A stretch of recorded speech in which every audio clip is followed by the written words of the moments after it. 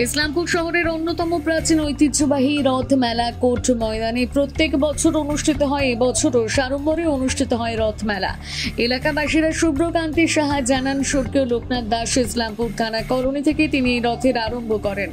সেই থেকে ইসলামপুরের থানা কলোনি থেকে রথ বের হয় কোর্ট ময়দানে এসে সেখানেই রথের মেলা অনুষ্ঠিত হয়।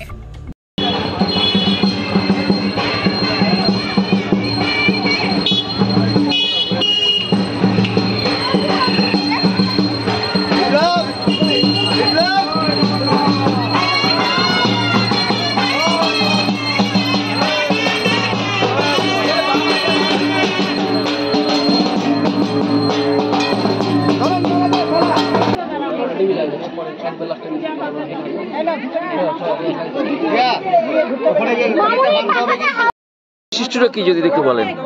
এই রথের আমাদের বৈশিষ্ট্য হচ্ছে, আজ থেকে 63 বছর আগে লোকনাথ দাস, বিমল চন্দ্র ব্যানার্জি এরা রথটাকে সৃষ্টি করছিল। তারপর থেকে মেলা প্রতি বছরই করছে, বংশ পরম্পরা চলছে, আমরাও করে যাওয়ার চেষ্টা করছি। হাতে এটা কোন ঠাকুর এবং এখানে কোন ঠাকুর বিরাজ করেন? আমাদের এটা হচ্ছে জগন্নাথ বিগ্রহ, আমার হাতে যেটা আছে, আর এই যে নারায়ণ শালগ্রাম এখানে আছে, আর এদিকে জগন্নাথ, বলরাম, সুভদ্রা। এটা হচ্ছে আমাদের প্রথমের সৃষ্টি।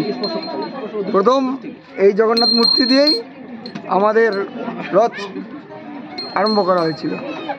আপনার নাম? আমার নাম বিকাশ ব্যানার্জি। একটু বলেন। এটা 60 বছরের পুরনো রথ, 7 বছরের বেশি হবে।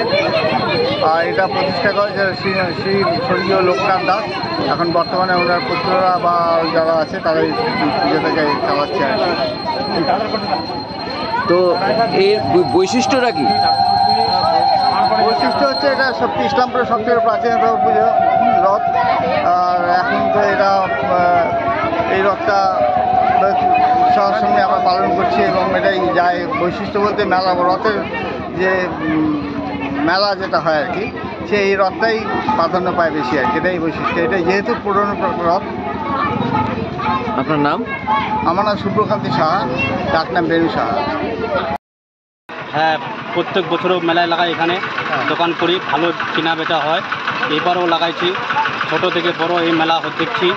এইবারও লাগাইছি মেলা, এবারও দেখবো, কেনা বেচা ভালো হবে।